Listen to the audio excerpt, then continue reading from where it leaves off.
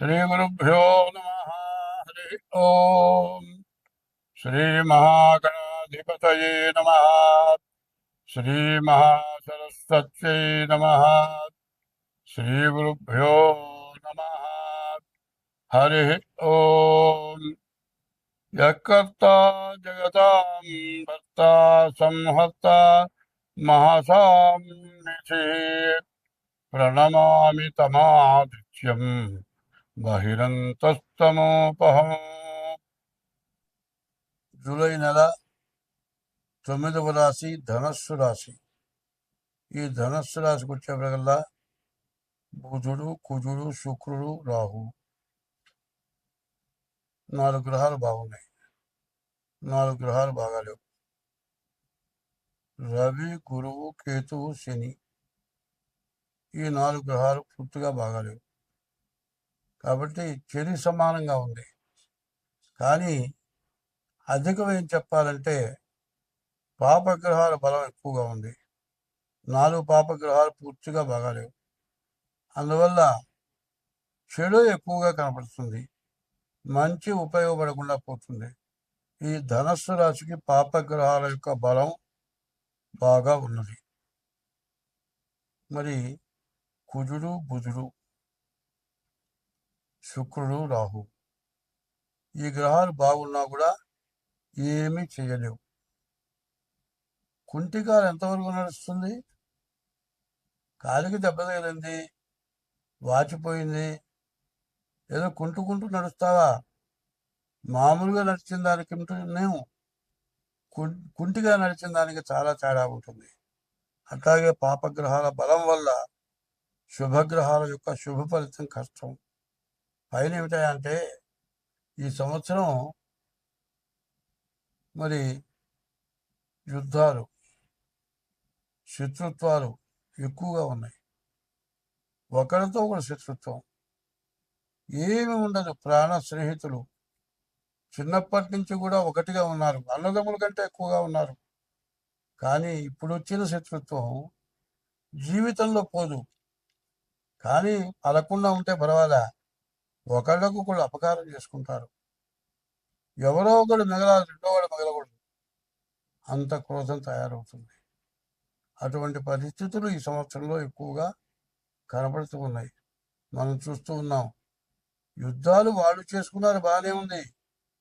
వాళ్ళ పెట్రోల్ వల్ల కానీ, డీజిల్ వల్ల కానీ, మరి వాళ్ళ పంటలు నాశనమైపోవటం వల్ల కానీ ప్రతి వస్తువు ధరలు పెరిగిపోయినాయి. వచ్చే ఆదాయం ఎవరికైనా పెరిగిందా? ఏమీ పెరగలేదు. ఖర్చు మాత్రం మామూలుగానే ఉంది, కానీ వస్తువు రేటు పెరిగింది. సామాన్యుడు బతకలేని పరిస్థితి వచ్చింది. కాబట్టి సంవత్సరమే పూర్తిగా విషాదకరమైన సంవత్సరం. ఇటువంటి టైంలో మనకు ఎప్పుడు కూడా దైవ బలం కావాలి, దైవాన్ని నమ్మాలి, ఎవరి ఇష్ట దైవాన్ని వాడు పూజించాలి. తర్వాత ఏ జీవరాశికైనా ఉపకారం చేయాలి. నోరున్న వాళ్ళు అన్నం పెట్టమని అడుగుతారు, ఆవులున్నాయి కొంటారు, దేశం మీద వదిలి పెడతారు. గడపలో వచ్చి అమ్మవారు నడుస్తుంది, ఎవరేం పెట్టరు.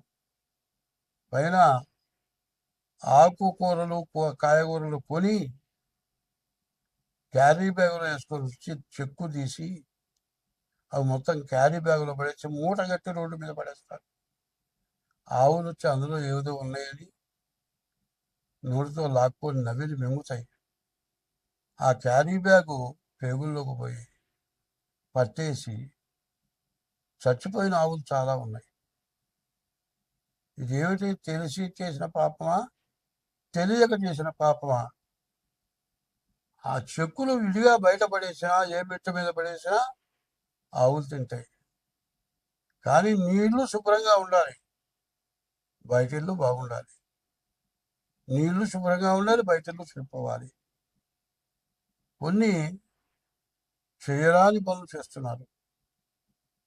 ప్రతి రోడ్డు మీద కూడా వాకిళ్ళ ముంద పూల చెట్లు వేస్తారు, దేవాలయంలో పూల చెట్లు వేస్తారు. తెల్లవారుజామున పాచిమొహం గడగరు బయలుదేరుతారు, పూలు కోస్తారు. ఆ పూలు తీసుకెళ్ళి పూజ చేసుకుంటారు. గుళ్ళల్లో పూలు తీసుకెళ్ళి దేవుడికి పూజ చేస్తారు. నీ జేబులో డబ్బులు నేను వాడుకుంటే ఎట్లా ఉంటుంది? నీ జేబు నా సొంతమా? కాదుగా. వాళ్ళ ఇంటి ముందు పూలు నీ సొంతమా? దేవుడి గుళ్ళో వేసిన పూలు నీకు సొంతమా? పత్రం పుష్పం ఫలంతో ఏమన్నారు? నీకు శక్తి లేకపోతే ఒక చెట్టు ఆకు కాసి నీళ్ళు పోసి దేవుడి దండం పెట్టచ్చు. శక్తి ఉంటే అన్ని తేవచ్చు. కానీ మారేడు చెట్టు ఉంది. చెట్టు మారేడు దళాలతో పూజ చేయమని మాపుటి వాళ్ళు చెప్తే చెట్టు కొమ్మలు మొత్తం విరగదీసేస్తారు. దళమనగా 3 ఆకులు కలిసింది దళం. త్రిదళం త్రిగుణాకారం త్రినేత్రం చ త్రయాయుధం త్రిజన్మ పాప సంహారం ఏక బిల్వం శివార్పణం. మారేదళాలు పూజ చేయండి అంటే 3 ఆకులు కలిసి ఉన్నదే దళం. ఎట్ట పడితే అట్ట కోసుకొచ్చి కొమ్మలు విరగదీసి పూజ చేస్తే ఏమన్నా ఉపయోగమా? జాగ్రత్తగా అవసరమైన దళాలు తెచ్చుకోవాలి. చెట్టుని బతికించడానికి చూడాలి. అంతేగాని నీ డబ్బుని నీవు ఉన్నదంతా ఒక రోజులో సాధన ఖర్చు పెడతావా? ఎన్ని సంవత్సరాల నుంచో దాచిన డబ్బుని ఎంత జాగ్రత్తగా చేసుకుంటావో, ఎన్ని సంవత్సరాల నుంచో పెరిగినటువంటి మారేడు చెట్టుని జాగ్రత్తగా బతకనివ్వాలి కదా. ప్రాణవాయువుతో మనం బతుకుతున్నాం. బొగ్గు పులుసు వాయువుతో చెట్టు బతుకుతుంది. కానీ ఇటువంటివి తెలుసుకోవట్లా. ఉపకారం చేయకపోతే మానే అపకారం చేస్తున్నారు. అట్లా కాదు, దైవ బలం సంపాదించండి. చెప్పే చాలా మంది ఇవన్నీ ఎందుకు చెబుతావయ్యా అని కూడా ఫోన్లు చేశారు. కానీ చేయాలని అపకారాలు చేయటం వల్ల వంశమే దెబ్బతింటుంది. పాము కనపడితే కొడతారు. పామును కొట్టకూడదు. వాయు భక్షణ, గాలి పీల్చుకొని బతుకుతాయి ఆవులు. మరి ఏం చెబుతున్నాయి? బ్రాహ్మణానాం అనేకత్వం సర్పాణాం అతిథిత్రయోహో గజానాం మందబుద్ధిశ్చ శ్రీభిః లోకోపకారక. బ్రాహ్మణులు ఒక్క బుద్ధితో ఉండట్లే. సర్పాలు 23 గంటలు నిద్రపోతాయి. ఏనుగుకి అడ్డపాపు ఉంది.